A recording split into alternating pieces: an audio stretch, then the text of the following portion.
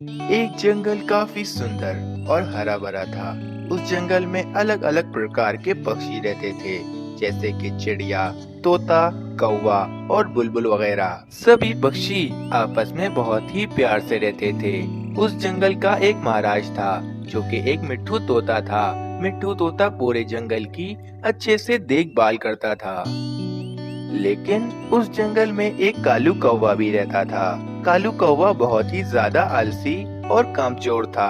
बस पूरा दिन कालू कौवा अपने घोंसले में बैठकर आराम ही करता रहता था। एक दिन की बात है। एक दिन रानी कौवी कालू कौवे से कहती है, कालू जी, मुझे बहुत जोरों से भूख लग रही है। जाइए ना, मेरे और अपने लिए आप भोजन तलाश कर ले आइए। रानी, देखो अभी अभी सुबह हुई है और मेरी नींद पूरी नहीं हुई है। जब मेरी नींद पूरी हो जाएगी तो उसके बाद में जाऊंगा और किसी पक्षी का मैं भोजन चोरी कर ले आऊंगा। कालू जी, जाइए ना, मुझे बहुत जोरों से भूख लग रही है। अगर मैंने तुम्हें अभी सोने दिया तो तुम सीधा शाम में ही उठोगे, इसीलिए तुम अभी जाओ भोजन तलाश करने के लिए। रानी देखो, सुबह सुबह मेरा दिमाग मत खाओ। मैंने तुमसे एक बार कह दिया ना कि मुझे अभी नींद आ रही है और मुझे सोने दो। अगर तुम्हें इतनी ही भूख लगी है तो तुम जाओ ना भोजन जमा करने के लिए। कैलू जी देखो, सूरज भी जाग गया है, तो तुम भी जाग जाओ ना और मेरे लिए जाकर भोजन जमा कर लाओ। सूरज सोता भी तो मेरे से पहले है, इसीलिए वे मेरे से पहले ही जाग जाता है। रानी, अब अपनी बड़बड़ बंद करो, मुझे अब सोने दो। इसका मतलब कालू जी, तुम भोजन जमा करने नहीं जाओगे, है ना? हाँ रानी, मैं भोजन नहीं जमा करने जाऊंगा, मतलब नहीं जमा करने जाऊंगा। तो फिर ठीक है, मैं अपनी माँ के घर जा रही हूँ और हमेशा हमेशा के लिए मैं अपनी माँ के पास ही रहूंगी। रानी, ऐसा क्यों कह रही हो? मैं जा तो रहा हूँ तुम्हारे लिए भोजन जमा करने। देखो मैं जाग गया हूँ। फिर ये कहकर कालू कौवा भोजन ढूंढने के लिए निकल जाता है। अब मैं क्या करूं भाई? अब मैं रानी कौवी के लिए भोजन कहां से तलाश करूं? अब मैं किसी पक्षी का भोजन चोरी भी नहीं कर सकता हूं। पिछली बार जब मैंने मीनू चिड़िया का भोजन चोरी किया था तो सभी पक्षियों ने मिलकर मुझे कितनी बुरी तरह से मारा था।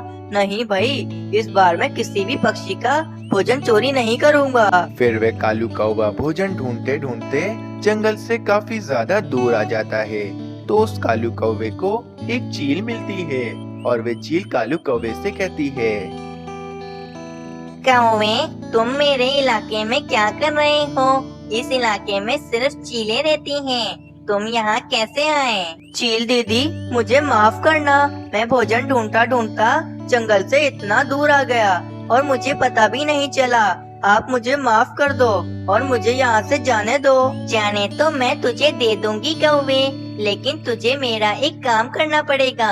और हाँ कौवे, वे काम मैं तुझसे फ्री में नहीं कराऊंगी, बल्कि उसके बदले में मैं तुझे बहुत कुछ दूंगी।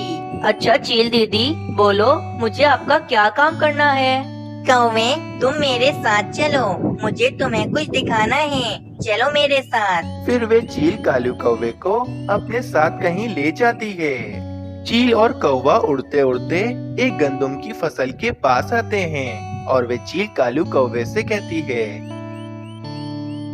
कौवे, ये तुम गंदम की फसल देख रहे हो ना? ये सारी गंदम की फसल मेरी है। ये फसल मैंने लगाई है। ये फसल मैं तुम्हें दे सकती हूँ, लेकिन इसके बदले में तुम्हें मेरा एक काम करना पड़ेगा। हाँ हाँ चील दीदी बोलो, मैं इस गंदम की फसल के लिए सब कुछ कर सकता हूँ। आप बोलो मुझे क्या करना है? कौवे, तुझे ज्यादा बड़ा काम नहीं करना, बस छोटा सा ही काम करना है। तुझे रोज मुझे एक छोटा सा पक्षी लाकर देना है, ताकि मैं उस छोटे से पक्षी का मांस खाकर अपना पेट भर सकूं। चील की बात सुनकर कालू कौवा कुछ देर सोचने लगता है। जंगल में पक्षियों के कितने सारे छोटे छोटे बच्चे हैं। अगर मैंने वे बच्चे चील को लाकर दे दिए तो मुझे ये गंदम की फसल मिल सकती है। और हाँ, अगर मैंने ऐसा ना किया तो मेरी रानी कौवी अपनी माँ के यहाँ चली जाएगी और फिर कभी वापस नहीं आएगी। मेरे पास अब कोई और चारा नहीं है, मुझे अब ऐसा ही करना पड़ेगा।